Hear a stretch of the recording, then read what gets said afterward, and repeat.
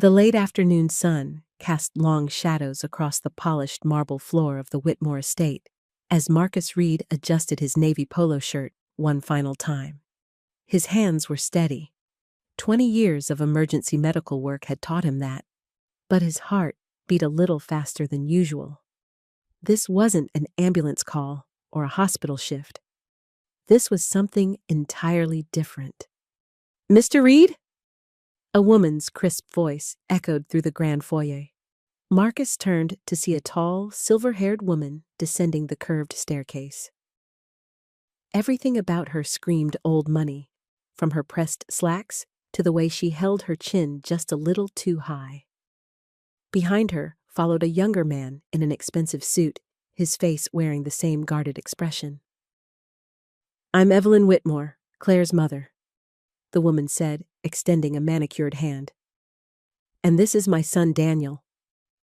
Marcus shook both their hands, noting the way Daniel's grip lingered a moment too long, as if testing something. "Marcus Reed, licensed home health aide. I understand your daughter needs assistance with daily care." "Yes, well?" Evelyn's smile was polite but cold. "Before we proceed, there are certain expectations. House rules, if you will." She gestured toward a sitting room where a younger woman in scrubs waited. The woman stood and smiled warmly, the first genuine expression Marcus had seen since entering the house. "I'm Nina Patel, Claire's physical therapist," she said. "I'll be working with you to ensure proper transfer techniques." "Good," Marcus nodded. "Safety first." "Exactly." Evelyn's voice sharpened slightly. "Now, the rules. No personal items left behind. No phone usage during work hours. Strict adherence to the care plan. And absolutely no—" She paused, searching for the right words. "No overstepping of professional boundaries." Daniel stepped forward. "What my mother means is that we expect complete professionalism. My sister has been through enough already." Marcus met their stares calmly. He'd dealt with worried families before, though admittedly, none quite this wealthy or suspicious. "Mrs. Whitmore? Mr. Whitmore, I've been doing this for 5 years. Before that, I was a paramedic for 15. I understand boundaries. Your daughter's dignity and comfort are my only concerns." Nina checked her watch. "We should go up. Claire is expecting us at 4:30. They climbed the staircase together, Nina explaining the house layout as they went. Marcus noticed the family portraits lining the walls, generations of pale faces in expensive frames, all looking down with the same cool reserve he'd just encountered. "Claire's suite is here," Nina said, stopping at a set of double doors. She knocked gently. "Claire, I have Marcus with me." "Come in." The voice was soft, but clear. Marcus followed Nina into a spacious bedroom decorated in soft blues and creams. French doors opened onto a private terrace where late roses still bloomed. But his attention focused immediately on the woman sitting in the wheelchair by the window. Claire Whitmore was beautiful in a way that seemed almost fragile. Pale skin, dark hair pulled back in a simple ponytail, and the largest green eyes Marcus had ever seen. She wore a soft gray sweater and dark jeans, and her hands were folded carefully in her lap. "Hello," she said, meeting Marcus's gaze directly. "You must be Marcus. Nina's told me good things." "Ms. Whitmore?" Marcus stepped forward, then stopped at a respectful distance. "I'm here to help however you need." Something flickered across her face. Surprise, maybe, at his directness. She'd probably gotten used to people either treating her like glass or talking around her instead of to her. "The bathroom is through here," she said, wheeling toward another door. "Nina says you need to see the setup." The ensuite was clearly designed for accessibility. A roll-in shower with grab bars, a shower chair, and enough space for transfers.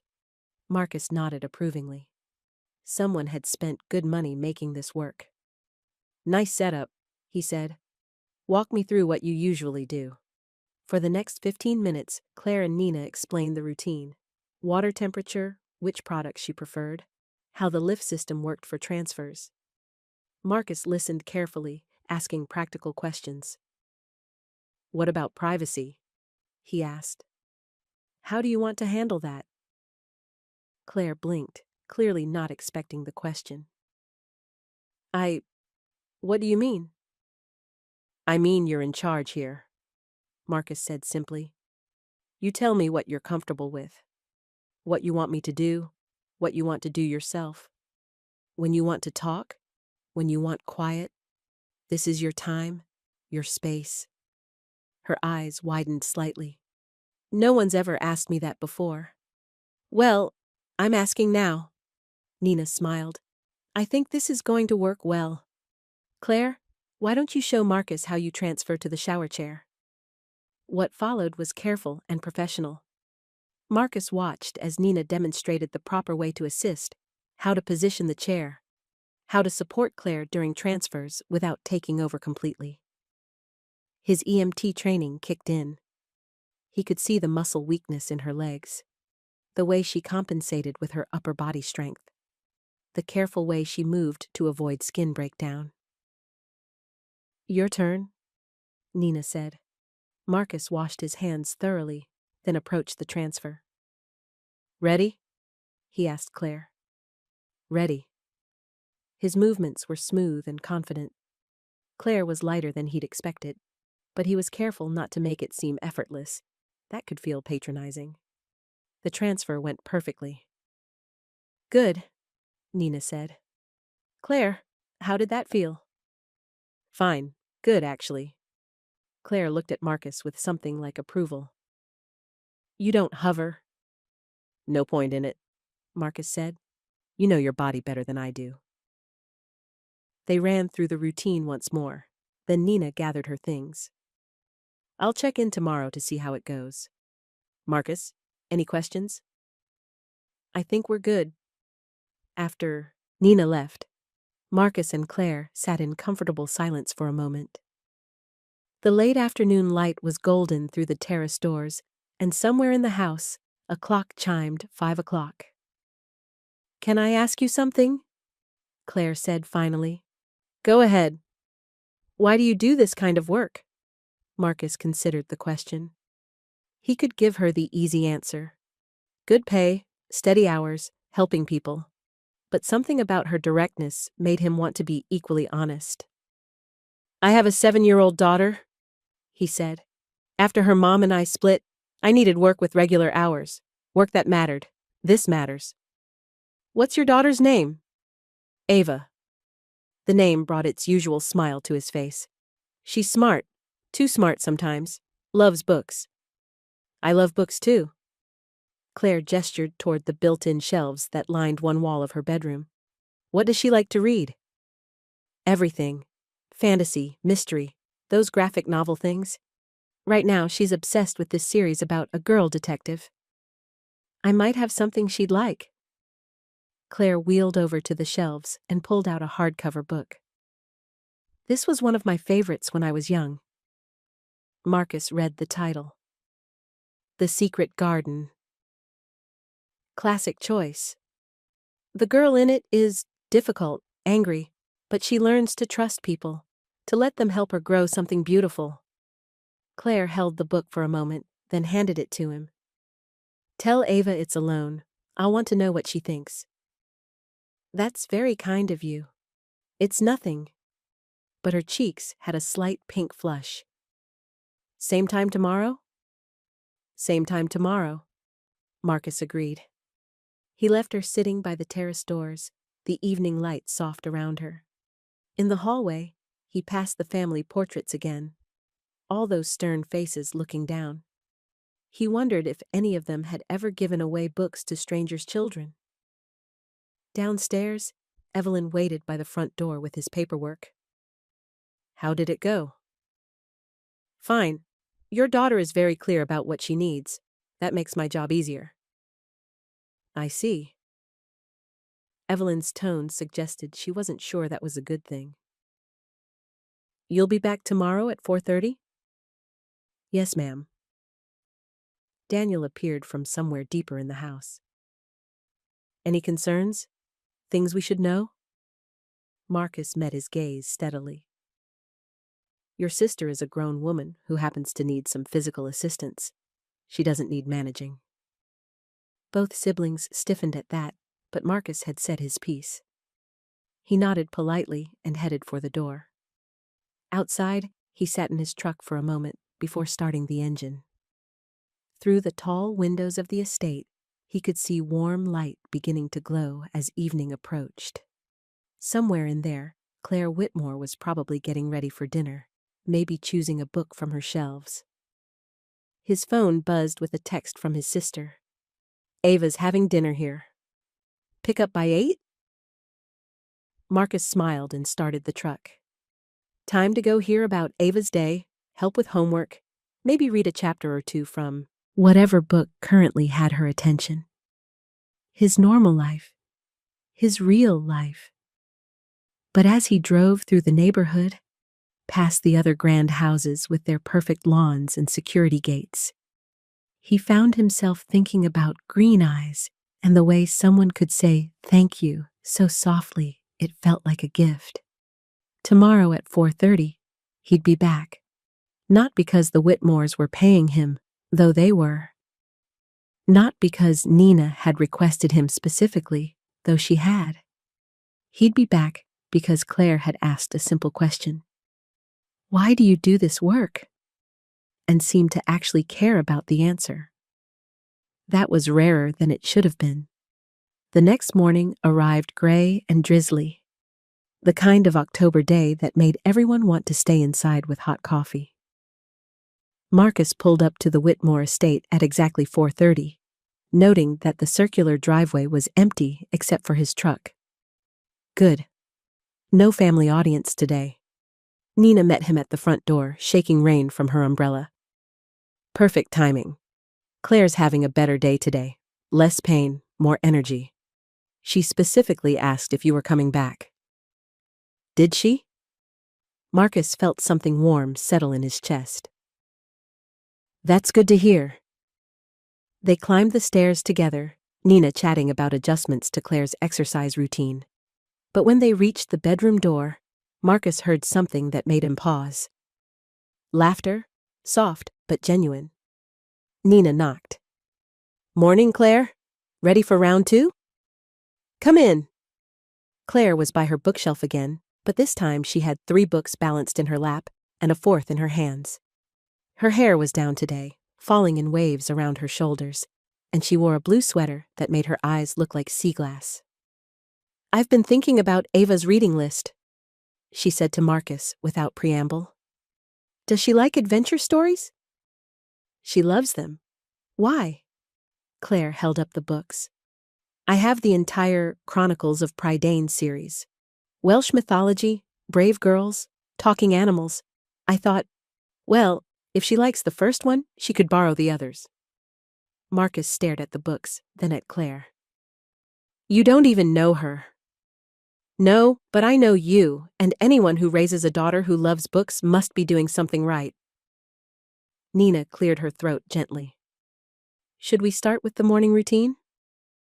Of course. Claire wheeled toward the bathroom.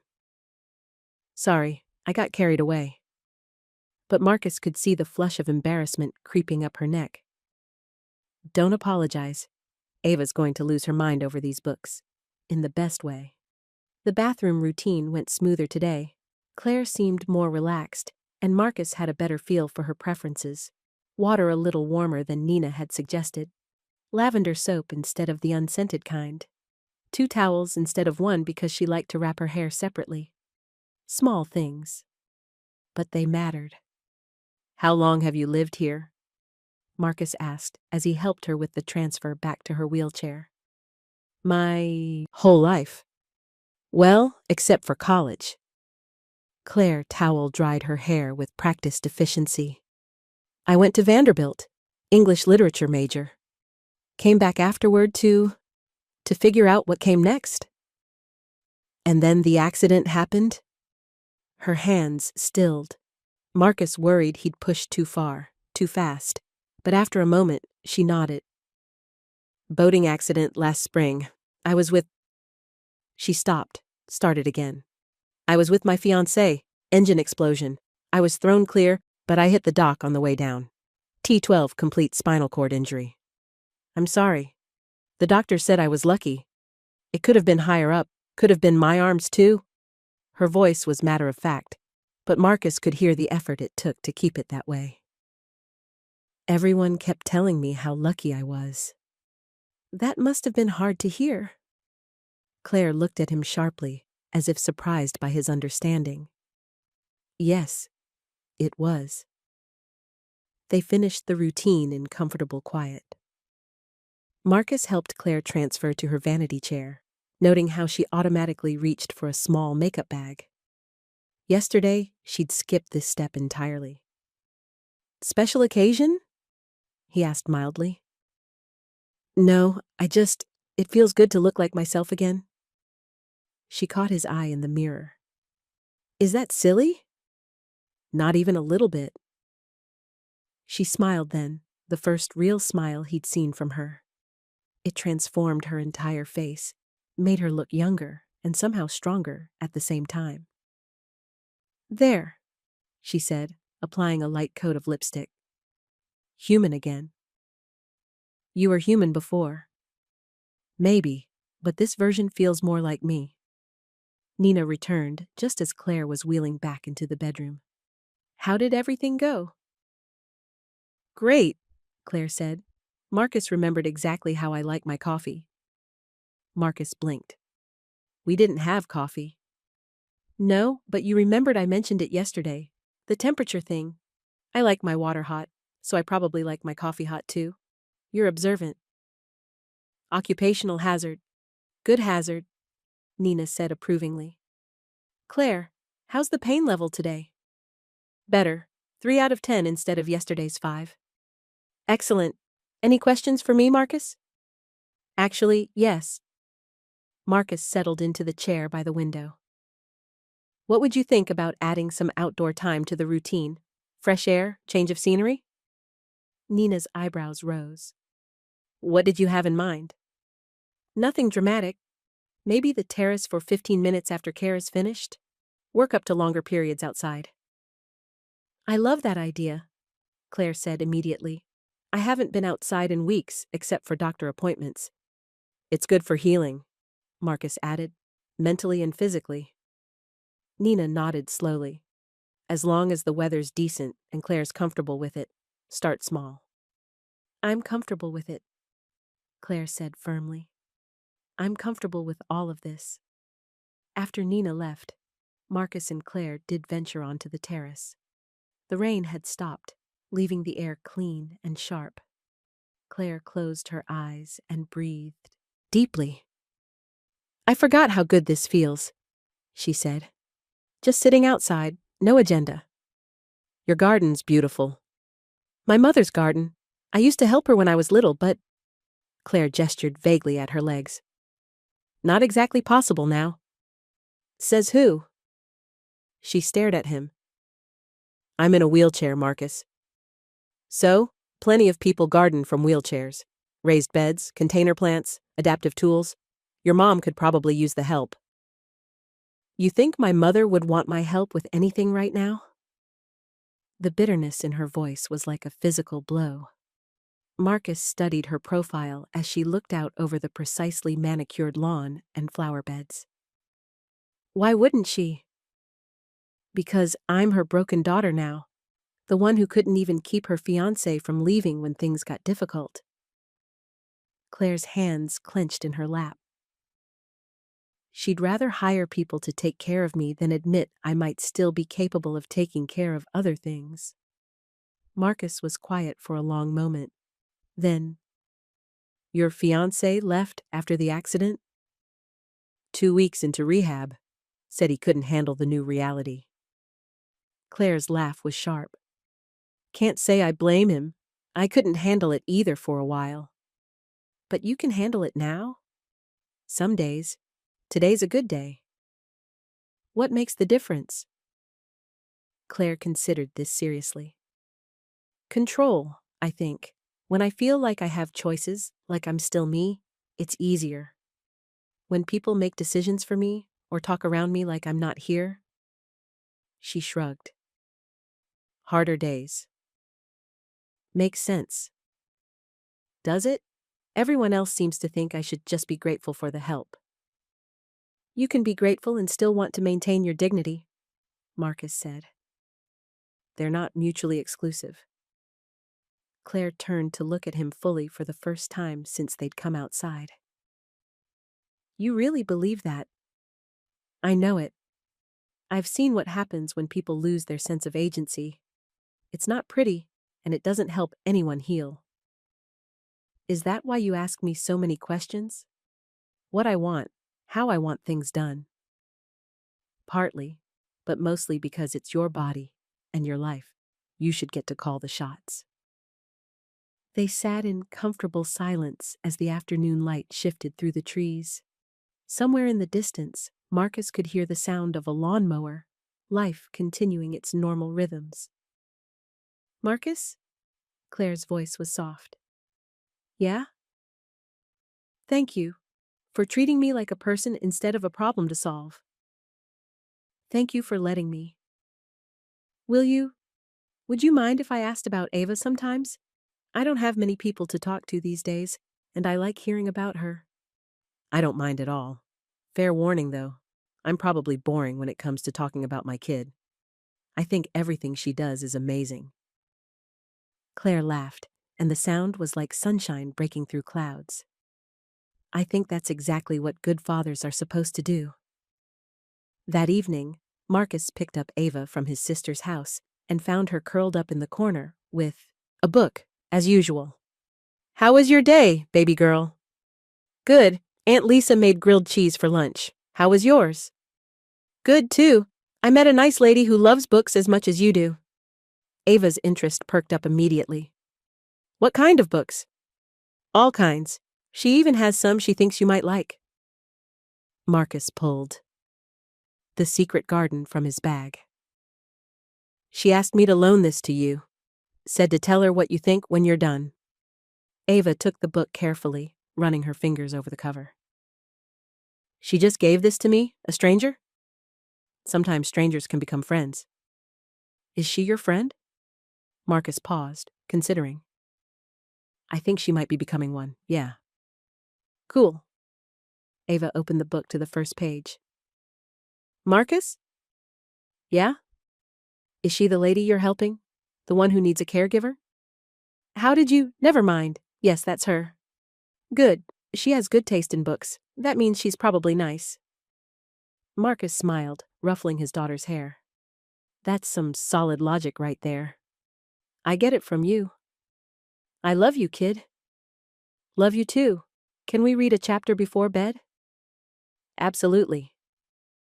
Later, after Ava had fallen asleep clutching her new book, Marcus sat on his small apartment balcony and thought about the day. About green eyes and genuine laughter, and the way Claire had said, "Thank you," like she meant it. Tomorrow was Saturday. No scheduled care visits. But somehow, Marcus found himself looking forward to Monday with an anticipation that had nothing to do with professional duty, which probably should have worried him. But tonight, it just felt like hope. Monday morning came with crisp autumn air and the kind of bright sunshine that made everything look possible. Marcus arrived at the estate 10 minutes early, as had become his habit. He liked having a few moments to center himself before going inside, to remind himself that this was work. Professional. Important work, but still work. Except his heart didn't seem to be listening to that reminder anymore. Nina was already there, chatting with Evelyn in the foyer. Both women looked up when Marcus entered, and he noticed something different in Evelyn's expression. Not exactly warmth, but maybe less ice. Good morning, Marcus, Nina said. Claire's been asking about Ava all weekend. I think you've made quite an impression. How so? Evelyn cleared her throat delicately. She's been different, more engaged. She actually came down for dinner Saturday night. First time since, well, in months. Marcus felt a flutter of something that might have been pride. That's great to hear. Yes, well. Evelyn's tone suggested she wasn't entirely sure it was great. Daniel will be working from home today, so he may be around. I trust that won't be a problem? Not at all. They climbed the stairs, Nina filling him in on Claire's weekend. Physical therapy had gone well. Pain levels were consistently lower. She'd been reading a lot. She finished that book you brought from Ava in one sitting, Nina said. Then she started pulling more books from her shelves. I haven't seen her this interested in anything since before the accident. They reached Claire's door and Nina knocked. Claire, Marcus is here. Finally! The voice was bright, animated. Marcus and Nina exchanged glances. Come in. Claire was at her vanity, applying makeup with obvious care. She wore a soft green sweater that brought out her eyes and had styled her hair in loose waves. She looked radiant. Good morning, Marcus said, setting down his bag. You look nice today. Thank you.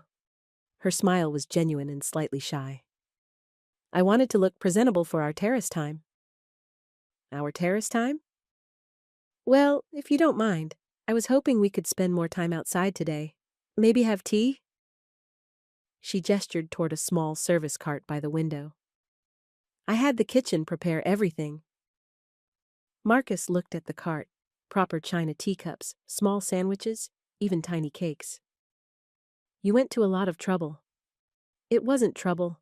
It was something to look forward to. Nina smiled. I think outdoor time is excellent therapy. Shall we start with your care routine? The morning routine had evolved over the past week into something smooth and comfortable. Claire had specific preferences now. Lavender soap, water temperature just shy of too hot, the blue towels because they were softer. Marcus had memorized each detail, and Claire seemed to relax more each day. How's Ava liking the book? Claire asked as Marcus helped her transfer back to her wheelchair. She's obsessed. Stayed up past her bedtime reading Saturday night. She has about 100 questions about gardens and secret doors, and whether Yorkshire accents are hard to understand. Claire laughed. Tell her I had the same questions when I first read it. And yes, Yorkshire accents are definitely hard to understand, even for grown-ups. She'll love that. She's been practicing saying nout and out all weekend. Smart girl. The language is half the fun. Marcus finished helping Claire with her hair and noticed she was fidgeting with her hands. Everything okay? Yes, I have something for Ava, if you think she'd like it. Claire wheeled over to her desk and picked up a wrapped package. It's the first book in the Prydain series I mentioned, but also... She hesitated. I wrote her a letter, about the books, about reading. I hope that's not too forward. Marcus took the package, noting how carefully it was wrapped. Claire, she's going to treasure this, are you sure? I'm sure. I don't have many people to share books with anymore. It makes me happy to think of her reading them. Nina gathered her things. I'll leave you two to your tea party. Marcus, call if you need anything. After Nina left, Marcus helped Claire navigate onto the terrace. The morning was perfect, warm but not hot, with a gentle breeze that carried the scent of late-blooming roses. Claire had obviously planned this carefully. The small table was positioned where her wheelchair would fit comfortably, and everything was within easy reach. This is really nice, Marcus said, settling into the opposite chair. I haven't entertained anyone in months. I wanted to do it properly. Claire poured tea with steady hands. Milk? Sugar? Just milk, thanks. They sat in comfortable silence for a moment, sipping tea and watching a cardinal flutter among the rose bushes. Marcus could see the effort Claire had put into this. Not just the physical preparation, but the emotional courage it took to invite someone into her space this way. Can I ask you something personal? Claire said finally. Go ahead. What happened with Ava's mother? You don't have to answer if you don't want to. Marcus set down his teacup carefully. Her name is Maya. We were together for 3 years, engaged for 6 months.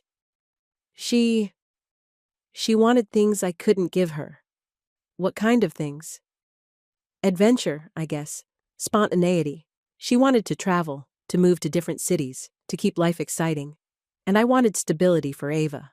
A home, good schools, routines. He shrugged. We both got what we wanted in the end, just not with each other. Do you regret it? No. Maya's a good person, but she wasn't ready to be a mother. Not really. Ava needed someone who would put her first, always. Maya needed someone who would put adventure first, always. Marcus took another sip of tea. What about your fiancé? What was he like? Claire was quiet for a long moment. Perfect on paper. Harvard MBA, family money, all the right connections. We met at a charity gala. Very proper, very expected. He proposed on schedule, planned the perfect wedding, said all the right things. But he loved the idea of me more than he loved me. The daughter of the Whitmore family, the perfect society wife. When the accident happened, she gestured at her legs. I stopped being the idea he had fallen in love with. I'm sorry? Don't be.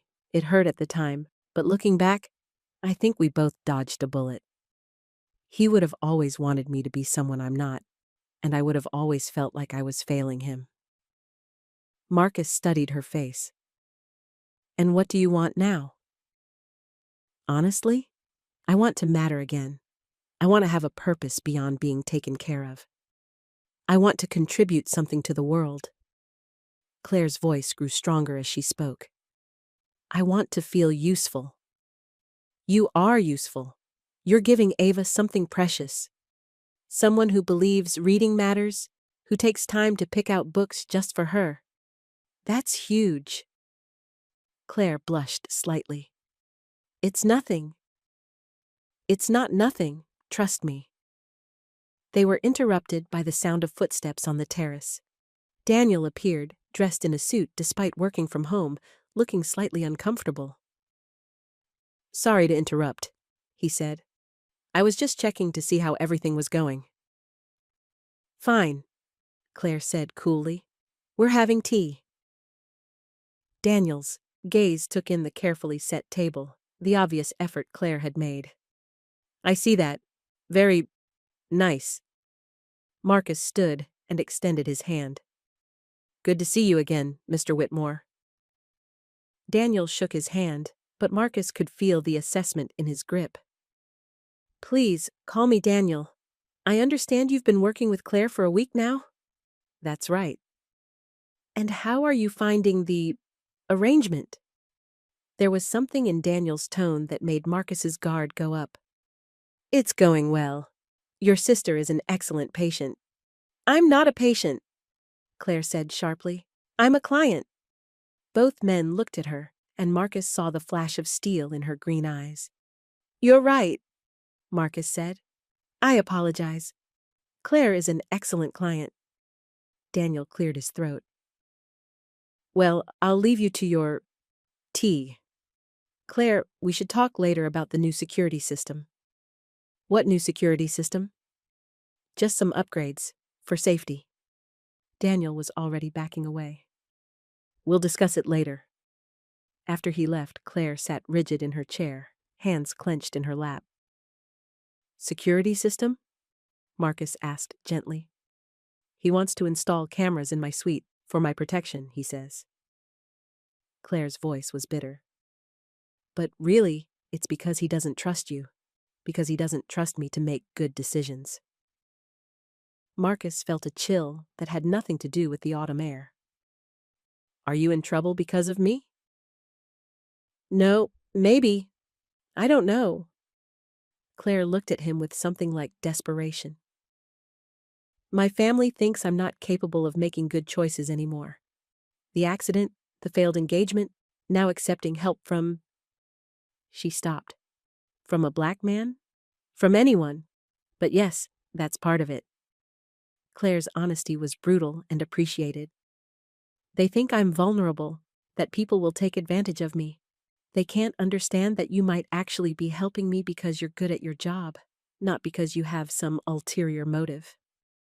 Marcus leaned back in his chair, processing this. He'd known there would be family politics.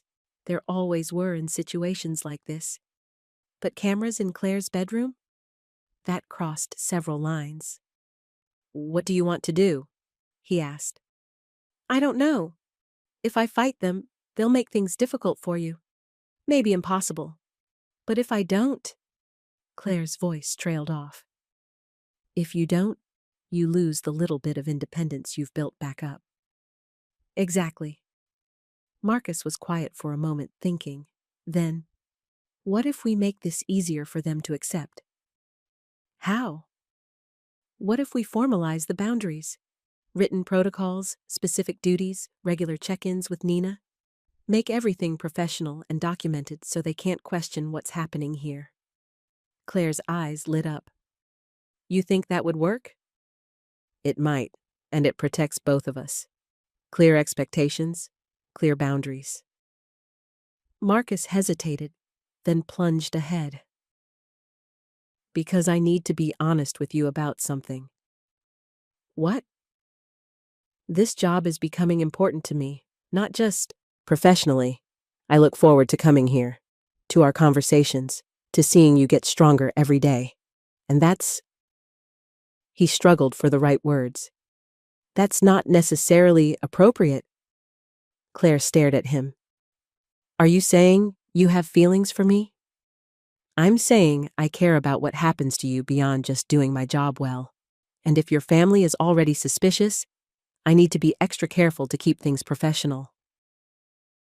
What if I don't want things to be purely professional? The question hung in the air between them. Marcus felt his heart speed up. Claire, I look forward to seeing you too, she said quietly.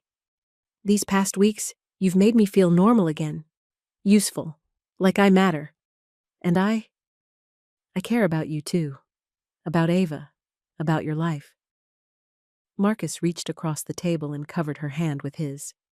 Her skin was soft and warm, and he felt the slight tremor in her fingers. Then we need to be smart about this, he said. If there's going to be something between us, we need to do it right. No room for anyone to question our motives or professionalism. How? We get Nina involved. We create a formal care plan with specific boundaries. We make sure your family feels comfortable with the arrangement. And we take things slow. Claire turned her hand palm up, briefly interlacing their fingers. Very slow? As slow as you need. What about Ava? What will you tell her? Marcus smiled. That I'm friends with a very nice lady who loves books as much as she does. The rest, we'll figure out as we go. I'd like that, Claire said. Very much. They sat holding hands for another moment before Marcus reluctantly pulled away. I should probably go soon. Nina will be back for your afternoon exercises. Will you come tomorrow? Same time tomorrow, Marcus confirmed. And Claire, don't let them put cameras in your room. That's not about safety. That's about control. You have the right to privacy. I'll talk to my mother tonight.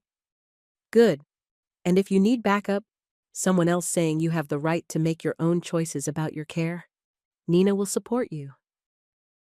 How do you know? Because she's been watching you get stronger every day too. She's not going to let anyone undo that progress. That evening, Marcus picked up Ava from after-school care and found her practically vibrating with excitement. Did you bring me another book? She asked before he'd even closed the car door. I did, but this one comes with homework. What kind of homework?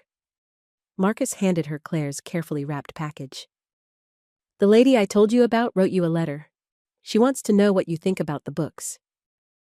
Ava tore into the wrapping with the focus of a child who truly loved surprises.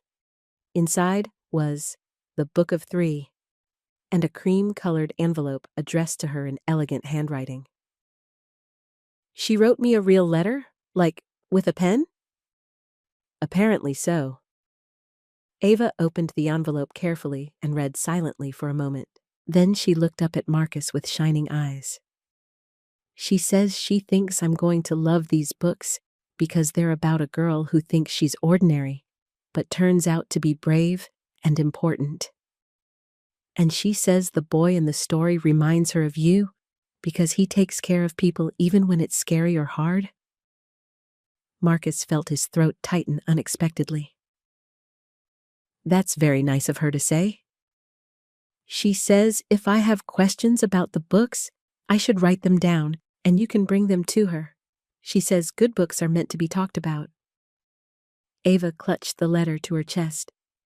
I like her, Marcus. Can I meet her sometime? Maybe, if things keep going well.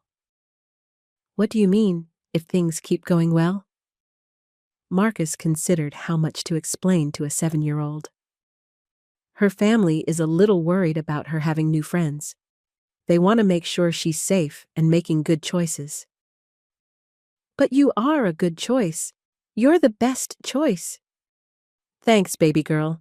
But sometimes grown-ups make things complicated. That's dumb. Yeah, Marcus agreed. Sometimes it is. Later that night, after Ava had fallen asleep with her new book, Marcus sat at his small kitchen table and drafted an email to Nina. He outlined his ideas for formalizing the care plan, for creating clear protocols that would satisfy the family's need for structure while protecting Claire's growing independence. It was the right thing to do professionally. It would protect both their jobs and reputations. It might even make it possible for whatever was developing between them to grow into something real and lasting. But as he typed, Marcus couldn't shake the feeling that he was walking a tightrope. One wrong step, one misinterpreted moment, and everything, his job, Claire's trust, Ava's new friendship, could come crashing down.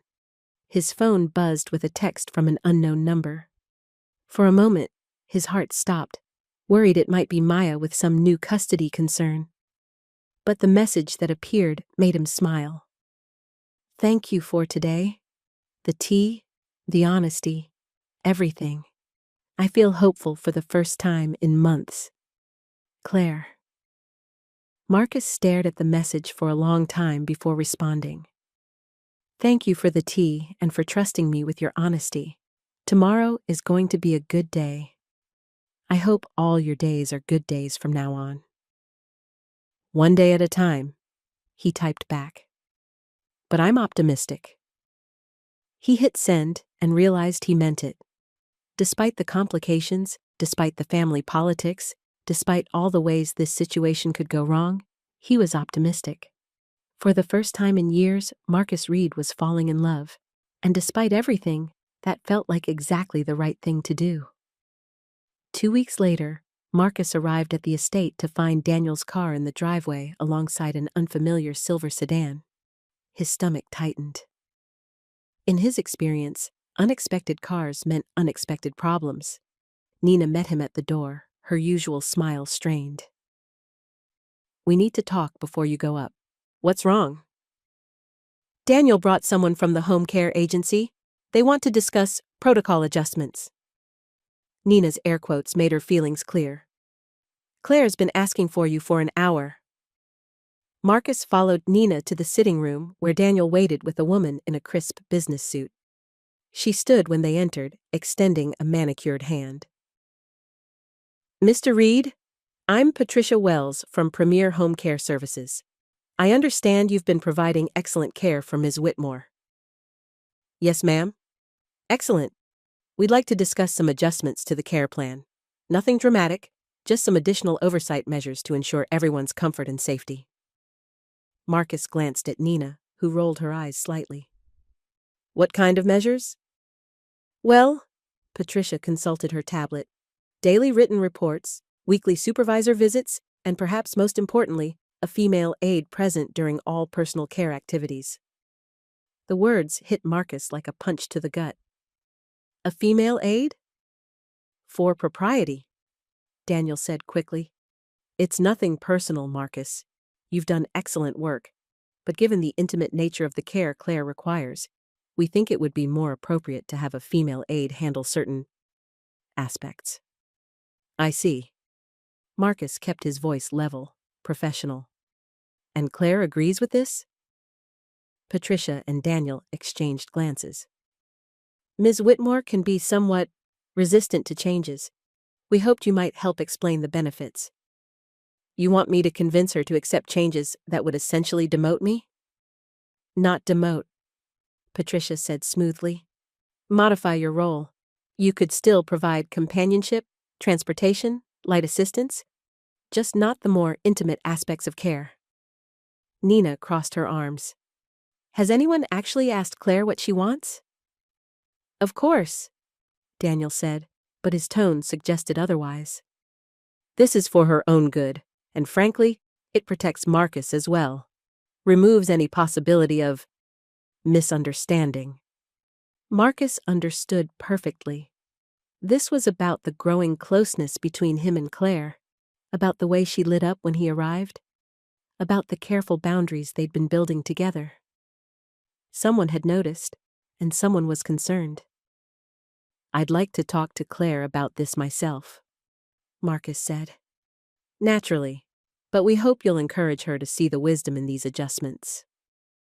Upstairs, Marcus found Claire by her window, staring out at the garden. She didn't turn when he entered. They told you, she said. They told me. Marcus closed the door behind him. How are you feeling about it? Claire finally turned, and Marcus saw the anger blazing in her green eyes. How do you think I'm feeling? They want to treat me like a child who can't make her own decisions. What did you tell them? I told them no. I told them I was comfortable with the current arrangement and saw no reason to change it. Claire's hands clenched in her lap. Daniel said if I wasn't willing to be reasonable, they'd have to consider other options. What other options? Finding a different care provider entirely. Someone who would follow family guidelines without question.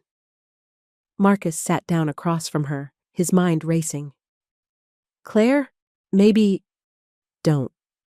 Her voice was sharp. Don't you dare suggest I go along with this. I've spent months fighting to get back some sense of control over my life, and I'm not giving it up now. I wasn't going to suggest that. I was going to say, maybe we need to be smarter about this. What do you mean? Marcus leaned forward. Your family is worried about something. Maybe if we can figure out what exactly they're concerned about, we can address it without losing everything we've built. Claire was quiet for a moment. Then, Daniel saw us holding hands on the terrace last week, when I was upset about the cameras. Ah. He said it looked inappropriate, that people might get the wrong idea. And what did you tell him? That I'm a grown woman who can hold hands with whomever I choose? Claire's smile was fierce. He didn't like that answer. Marcus couldn't help but smile back. I bet he didn't. Marcus, I don't want another aide. I don't want to start over with someone new who doesn't know how I like things, who doesn't understand my routines. I don't want to lose what we have. You won't lose it. How can you be sure? Because we're going to find a way to make this work. Give me a few days to think. The morning routine proceeded normally, but Marcus could feel the tension in the house. Evelyn appeared twice to check on things that didn't need checking. Daniel walked past the open door 3 times during the 30-minute session. Even the household staff seemed on edge. During their terrace time, Claire was unusually quiet. Penny for your thoughts, Marcus said. I keep thinking about what happens if they fire you, if I have to start over with someone new. That's not going to happen. How do you know? Because you're going to fight for what you want, and I'm going to help you do it the smart way. What's the smart way? Marcus had been thinking about this all morning. We get ahead of their concerns. We propose our own modifications to the care plan. Ones that address their worries while keeping you in control. Like what? Like requesting that Nina be present during care sessions a couple times a week? Like documenting everything we do so there's a clear record? Like maybe scheduling some of your care for times when family members are around so they can see how professional everything is? Claire considered this. You think that would be enough? I think it shows good faith, and it might buy us time to figure out a longer-term solution. They were interrupted by the sound of footsteps. Nina appeared with a woman Marcus didn't recognize. Middle-aged, kind face, wearing scrubs. Claire, Marcus, I'd like you to meet Monica Santos. She's a licensed aide who might be joining the team. Marcus felt his stomach drop, but he stood and shook Monica's hand. Nice to meet you. You too. I've heard wonderful things about the progress Claire's been making. Claire's response was polite but cool. Thank you. I was hoping to observe today's session, Monica continued, just to get a feel for the routine. Of course, Marcus said, though every instinct screamed against it. We're just finishing up, but you're welcome to watch the transfer back inside. The next 20 minutes were among the most uncomfortable of Marcus's career. Monica was professional and unobtrusive, but her presence changed everything. Claire was tense. Marcus was hyper-aware of every movement and word, and the easy comfort they'd built over weeks evaporated. Thank you, Monica said afterward. I can see why Claire's made such good progress. You have an excellent rapport. We work well together, Claire said pointedly. After Monica left with Nina, Claire slumped in her wheelchair. I hated that. I know. Having someone watch every move, judge every interaction, is that what it's going to be like from now on? Not if I can help it. That evening, Marcus was helping Ava with her homework when his phone rang. Maya's name appeared on the screen, and his blood ran cold. She rarely called unless something was wrong. Hello, Maya. Marcus, we need to talk. About what? About your new job, and what it might mean for Ava. Marcus stepped into the kitchen, away from Ava's curious ears. What are you talking about? I'm talking about the fact that you're providing intimate care for a wealthy white woman. Do you have any idea how that looks? It looks like I'm doing my job professionally and helping someone who needs assistance. Does it? Because I've been hearing things, Marcus, about how cozy you two have gotten, about how she specifically requests you, about how you're spending time with her outside of normal care activities. Marcus's mind raced. Where was Maya getting this information? Who's telling you these things? That doesn't matter. What matters is that this could affect the custody arrangement. A judge might not look favorably on Ava spending time around someone whose professional boundaries are questionable. My boundaries are not questionable. Aren't they? When was the last time you brought Ava to a client's house for tea, Marcus? When was the last time a client gave you personal gifts for your daughter? Marcus closed his eyes. Someone had been watching, reporting. Maya, nothing inappropriate has happened. Maybe not yet, but can you guarantee it won't? Can you honestly tell me you don't have feelings for this woman? The long silence was answer enough. That's what I thought, Maya said. Here's what's going to happen. You're going to step back from this job, or I'm going to file for a custody review. I won't have my daughter exposed to a situation that could become messy. Maya. I'm not negotiating, Marcus. Choose your job or choose your daughter. You have 1 week to decide. The line went dead. Marcus stared at his phone, feeling like the floor had just dropped out from under him. Marcus? Ava appeared in the kitchen doorway. Who is that? Nobody important, baby girl. Just work stuff. Is everything okay? You look sad. Marcus knelt down and pulled Ava into a hug. Everything's fine. I love you, you know that? I love you too. Did you remember to give Claire my questions about the book? Not yet. I'll give them to her tomorrow. Good. I can't wait to hear what she says about the part with the cauldron. I think it's magical, but I want to know if she thinks so too. Marcus held his daughter tighter. How could he choose between Ava and Claire? How could he walk away from either one? The next morning, Marcus arrived at the estate to find Daniel waiting in the foyer. Marcus, good. I was hoping to catch you before you went up. Is everything all right? There's been a development. Someone took a photograph yesterday during the transfer observation session. Marcus felt the world tilt. What kind of photograph? Daniel handed him a tablet showing a picture that had clearly been taken through the terrace doors.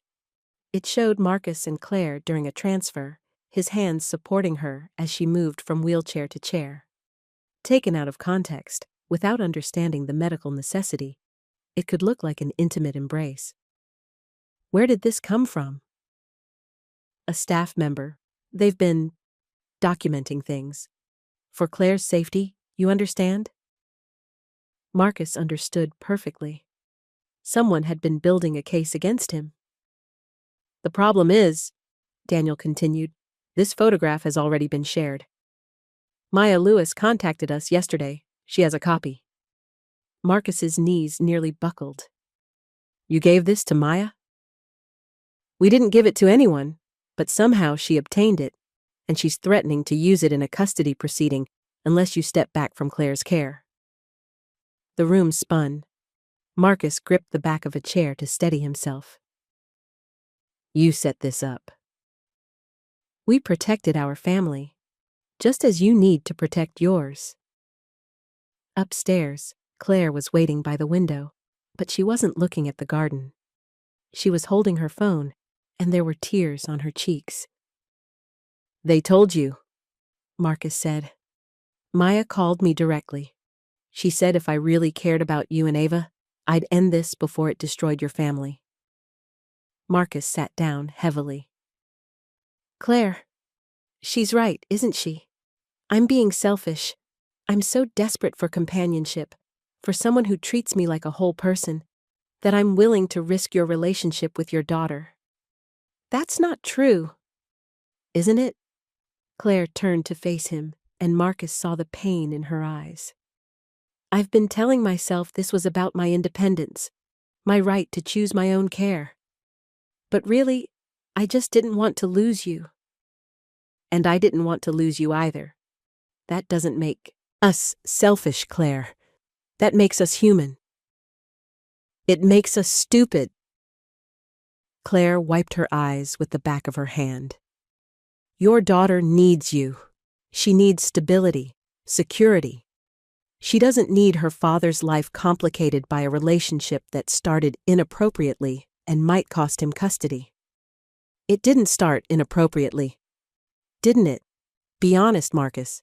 When did you first realize you had feelings for me? During which care session? While helping me bathe? While transferring me to bed? Marcus was quiet because she was right. The feelings had grown during those intimate moments of care, blurring the lines between professional duty and personal connection. I thought so, Claire said softly. I need to end your contract, Marcus. Today. Claire, don't do this. We can find another way. There is no other way. Your ex-wife has a photograph that makes you look unprofessional. My family has concerns about my judgment. If we keep fighting this, we both lose everything. And if we don't fight, we lose each other. Claire's smile was heartbreaking. Better to lose each other than for you to lose Ava. Marcus knew she was right. Knew that in any rational calculation, his daughter's welfare had to come first. But sitting there, looking at the woman who had made him feel alive again, the woman who had treated his child with such thoughtful kindness, the choice felt impossible. What will you do? I'll work with Monica. Start over. Try to build the same kind of trust and routine with someone new. And us? There is no us, Marcus. There can't be. Not if you want to keep your daughter. Marcus stood up slowly, feeling every year of his 40 years. I should go. Yes, you should. He gathered his things, moving like a man in a dream. At the door, he turned back. Claire was silhouetted against the window, looking small and fragile in her chair. For what it's worth, he said, these weeks with you have been some of the best of my life. Mine too, she whispered. That's why this hurts so much. Marcus left the estate for the last time, knowing that he was making the right choice for Ava and the worst choice for his heart. In the distance, he could hear Claire crying, and it took everything he had not to turn around and go back to her. But he didn't, because she was right. His daughter had to come first, even when it felt like choosing her meant tearing himself in half. That night, Ava asked why he looked so sad. Sometimes grown-ups have to make hard choices, he told her. What kind of hard choices? The kind that hurt in the short term, but are best in the long term. Are you still going to see Claire? Marcus's throat tightened. No, baby girl, I'm not. But what about my questions for the book? What about the other book she was going to lend me? I don't know. Maybe we'll figure something out. Ava was quiet for a moment. Then, did something bad happen? Marcus pulled her into his lap. Sometimes things just don't work out the way we hope they will. But that's okay. We still have each other, and that's the most important thing. I liked her, Marcus. She was nice to me. I liked her too, sweetheart. Very much. Then why can't we see her anymore? Because love isn't always enough, Marcus thought. Because sometimes protecting the people you love means walking away from the people you love. But what he said was, it's complicated, baby. But I promise you, everything's going to be okay. He hoped he was telling the truth. 3 weeks without Marcus felt like 3 years to Claire. Monica was competent, kind, and professional. She was also not Marcus, and Claire found herself going through the motions of recovery while her heart remained stuck in that moment when she'd watched him walk away. The morning routine with Monica was efficient but cold. Water temperature correct but not perfect. Transfers smooth but impersonal. Conversation polite but shallow. Claire found herself missing the easy warmth she'd shared with Marcus, the way he'd remembered her preferences without being asked, the way he'd treated her like a whole person instead of a collection of medical needs.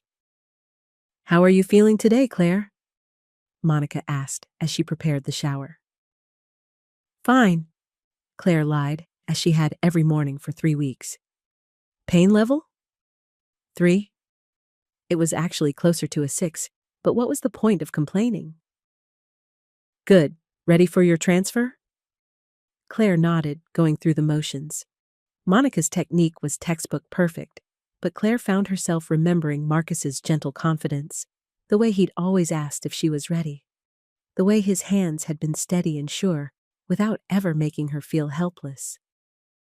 After Monica left, Claire wheeled herself to the terrace and stared out at the garden.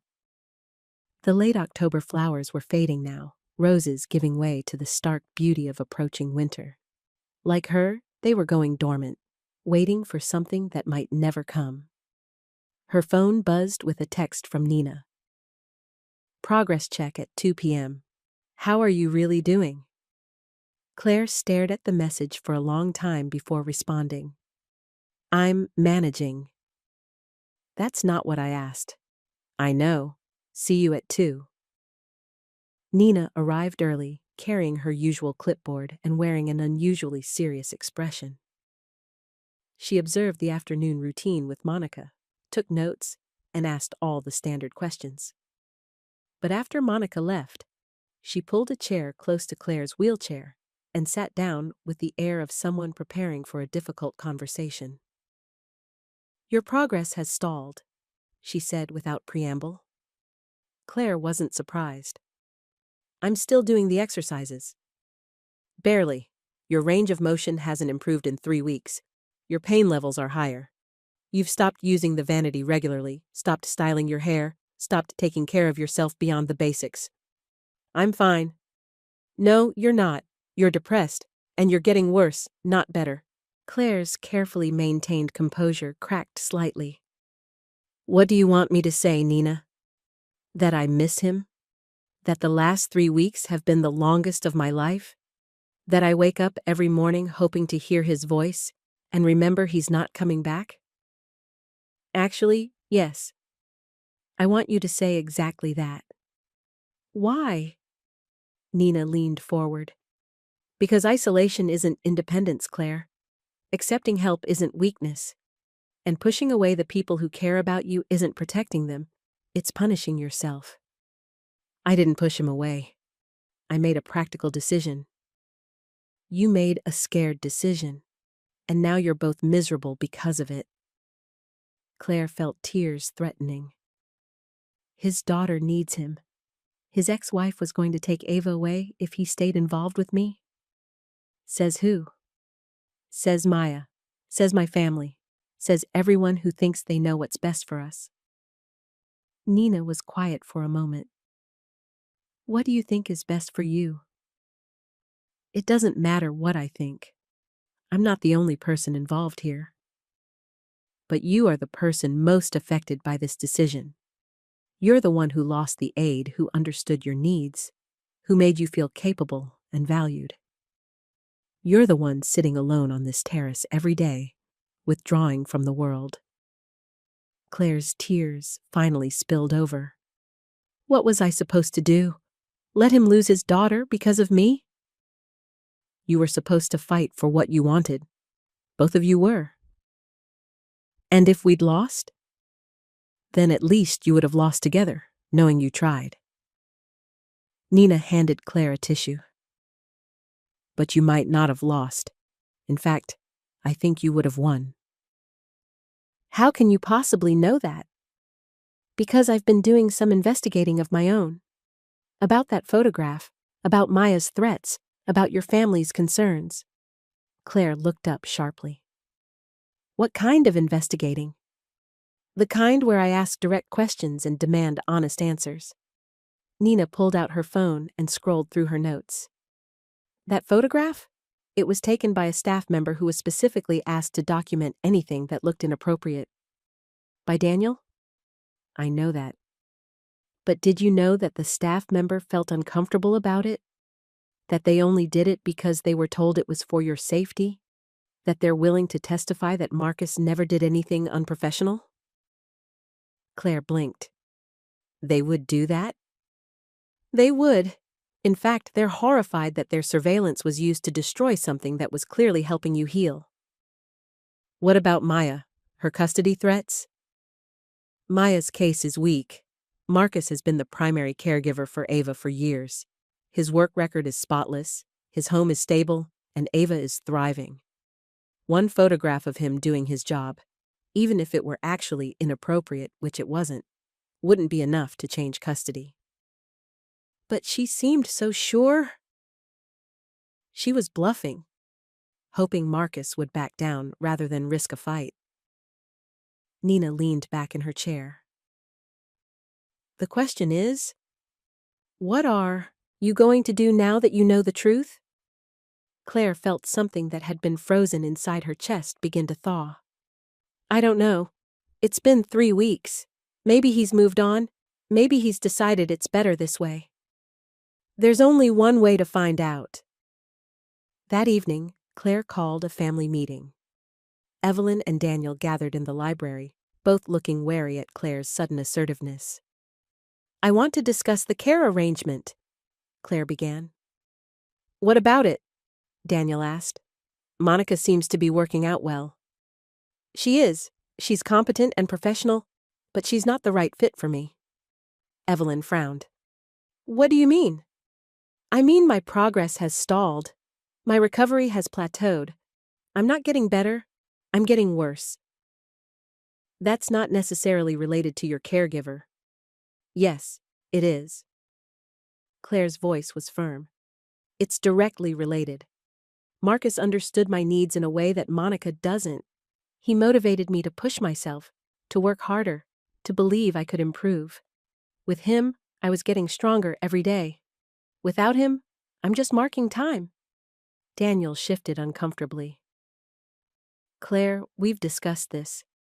The arrangement with Marcus became complicated. Complicated how? Because I felt comfortable with him? Because he treated me like an adult capable of making my own decisions? Because for the first time since my accident, I felt like myself again? Because you developed feelings for him, Evelyn said quietly. And he for you. That's not appropriate in a care relationship. Says who? Claire's eyes flashed. Says some rule book? Says social convention? Or says you because the idea of your daughter having feelings for a black man makes you uncomfortable? The silence that followed was deafening.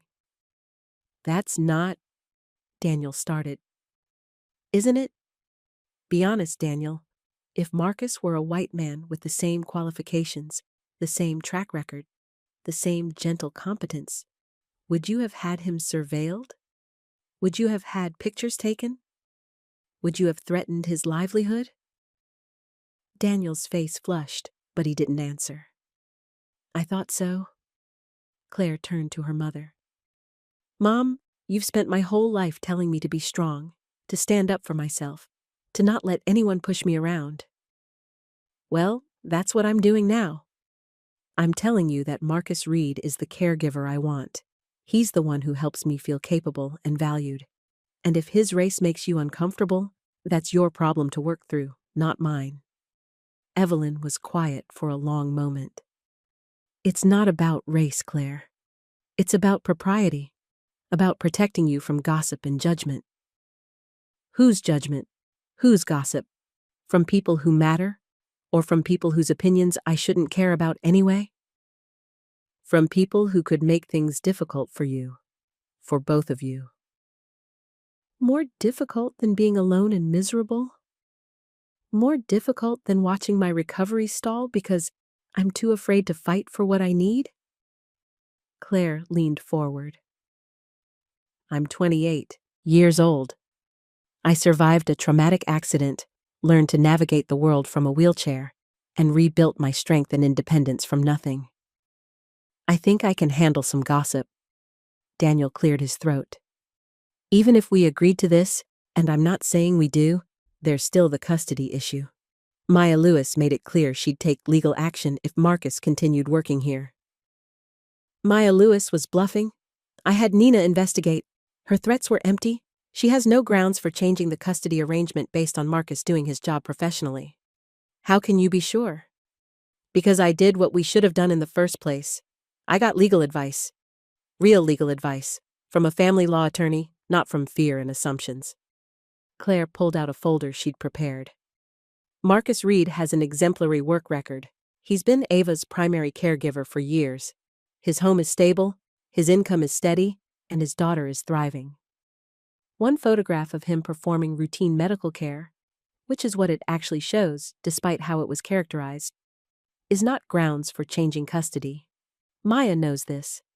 That's why she tried to pressure him into quitting, rather than actually filing anything in court. Evelyn and Daniel exchanged glances. Furthermore, Claire continued, I've spoken with several other families who employ male caregivers for female clients. It's not unusual, it's not inappropriate when done professionally, and it's not grounds for interference from outside parties. Claire, Evelyn said slowly, are you saying you want to rehire Marcus? I'm saying I want to hire the best caregiver for my needs. Marcus happens to be that person. If his employment here leads to a personal relationship between us, we'll handle that professionally and appropriately. How? Claire took a deep breath.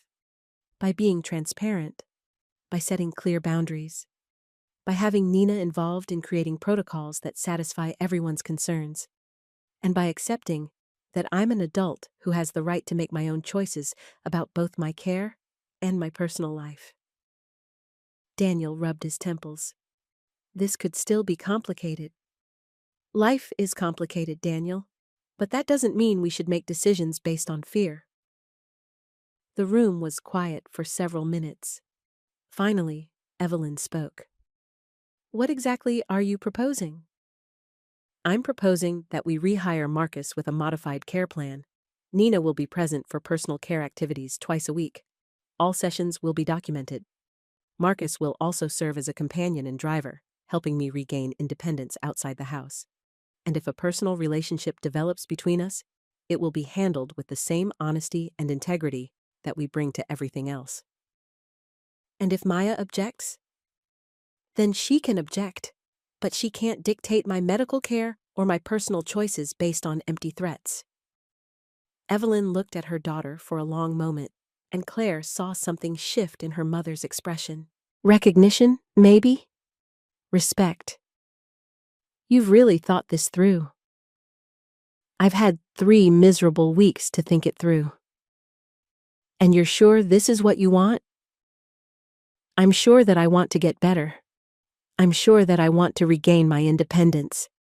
And I'm sure that Marcus is the person who can help me do both of those things. Daniel sighed. What about the family's reputation? What will people say?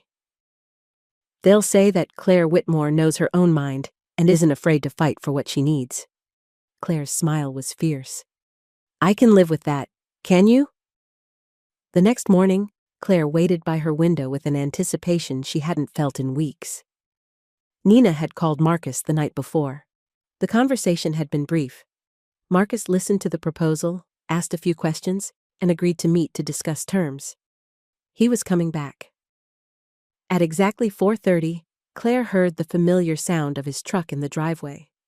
Her heart hammered as she listened to the front door open, to quiet voices in the foyer, to footsteps on the stairs. Nina knocked. Claire, I have someone here who'd like to talk to you. Come in. Marcus appeared in the doorway, and Claire felt her breath catch. He looked tired, older somehow, with new lines around his eyes. But when their gazes met, she saw the same warmth she remembered, the same careful concern. Hello, Claire? Hello, Marcus. Nina cleared her throat. I'll let you two talk. Marcus, the new protocols are on the desk if you want to review them. After Nina left, Marcus and Claire sat in silence for a moment. Finally, Marcus spoke. I heard you've been having a rough few weeks. I heard you've been having a rough few weeks, too. Ava's been asking about you every day. She finished the book series, has a lot of questions. Claire felt tears threatening. I've missed hearing about her, about both of you. We've missed you too. Marcus leaned forward slightly. Nina explained the new arrangement. It sounds like you fought hard for it. I fought for what I needed, what we both needed. And what's that?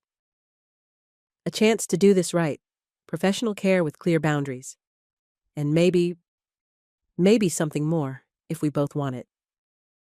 Marcus was quiet for a moment. I want it, Claire. I've wanted it since that first day when you gave Ava a book. But I need to know that we can do this without putting anyone at risk. Not you, not me, not Ava. We can. The new protocols protect everyone. Nina's involvement ensures medical propriety. The documentation provides transparency. And frankly, anyone who has a problem with 2 adults conducting themselves with honesty and integrity can mind their own business. Marcus smiled, the first real smile Claire had seen from him since he'd walked back through her door. You sound different. Stronger. I feel different. Turns out fighting for what you want is good for the soul. What exactly are you fighting for, Claire? She met his gaze directly. I'm fighting for the right to choose my own care. The right to recover at my own pace, in my own way. The right to build relationships with people who matter to me. She paused. And I'm fighting for the right to see where this thing between us might go, if we're both brave enough to find out. Marcus stood and moved to the chair closer to her wheelchair. Are you brave enough? Are you? With the right person? Yes. With you? Yes. Even with all the complications? The family politics? The custody concerns? The gossip? Especially with all the complications. Because real love, the kind worth having, doesn't run away when things get difficult. It finds a way to work through the difficulties together. Claire reached out her hand, and Marcus took it gently in both of his. So, what happens now? She asked. Now we take this one day at a time. We follow the protocols Nina set up. We're transparent with your family about our feelings and our intentions.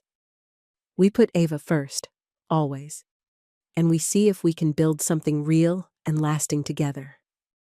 I'd like that, very much. Good, because I brought something for you. Marcus reached into his bag and pulled out a small wrapped package. From Ava. She wrote you a letter about the books, and she has a question to ask you. Claire unwrapped the package to find a child's drawing of a garden with a girl in a wheelchair and a man standing beside her, with a small child between them. All three figures were smiling. At the bottom, in careful 7-year-old handwriting, it said, Claire's new secret garden. What's her question? Claire asked, her voice thick with emotion. She wants to know if you'd like to come to dinner at our apartment sometime. She says she's tired of only knowing you through books and wants to meet you properly. Claire laughed through her tears.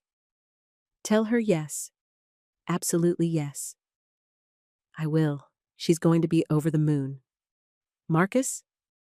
Yeah? Thank you for coming back. Thank you for fighting to bring me back. Same time tomorrow? Marcus smiled, and Claire felt her heart settle into a rhythm it hadn't found in weeks. Same time tomorrow, and the day after that, and the day after that, for as long as you want me here. That might be a very long time. I'm hoping it will be. 6 months later, Claire stood, with leg braces and Marcus's steady support, in the garden behind the estate. It was a small ceremony, just close family, Nina, Monica, Ava, and a handful of friends. The late spring air was soft and warm, and the roses Evelyn had taught Claire to tend as a child were blooming magnificently. The wedding had been Claire's idea.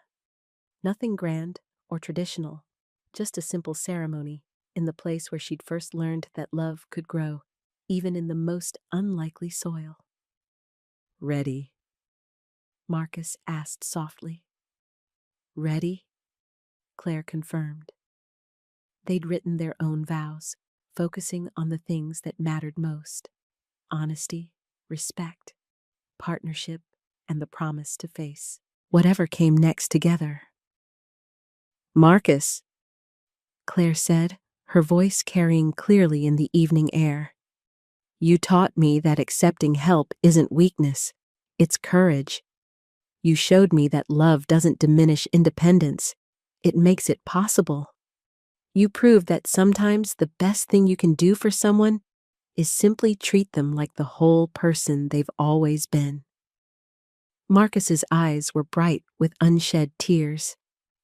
Claire, you taught me that real love isn't about rescuing someone. It's about standing beside them while they rescue themselves. You showed me that strength comes in many forms, and that the bravest thing anyone can do is fight for what they need, even when it's difficult. Nina, serving as officiant, smiled broadly. By the power vested in me by the state, and by the love I've witnessed between you two, I now pronounce you husband and wife. As they kissed, Claire heard Ava cheer loudly from the front row, and she couldn't stop smiling even through the kiss. Later, as the small reception wound down, Claire found herself sitting with Ava under the garden lights, sharing stories about books and adventures yet to come. Are you happy? Ava asked with the directness that only children possessed. Very happy, Claire said. Are you? Very happy, but can I ask you something? Anything. Will you still be my friend now that you're Marcus's wife? Or will you just be my stepmom? Claire's heart melted. I'll be both, if that's okay with you. Friends first, family second. Good, because I have a lot more books to share with you. I'm looking forward to all of them. Marcus appeared beside them, slightly out of breath from dancing with various family members. What are my two favorite people talking about? Books, they said in unison, then burst into laughter. Of course you are. Marcus settled into the chair beside them. So, Mrs. Reed, how does it feel to be married? Claire considered the question seriously. It feels like coming home, she said finally. Like all the difficult parts of the journey were worth it because they led to this. Even the hard parts? The separation? The fighting with your family? The custody scare? Especially the hard parts. Because they taught us that what we have is strong enough to survive anything. Ava yawned and leaned against Claire's shoulder. Can we go home now? I want to show Claire my new bookshelf. Our home, Marcus corrected gently. Claire lives with us now, remember? Our home, Ava repeated, smiling sleepily. I like the sound of that.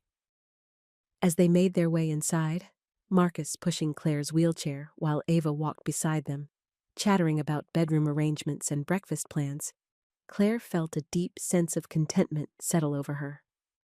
It hadn't been an easy journey. There had been obstacles, misunderstandings, family politics, and moments when it seemed like love wouldn't be enough.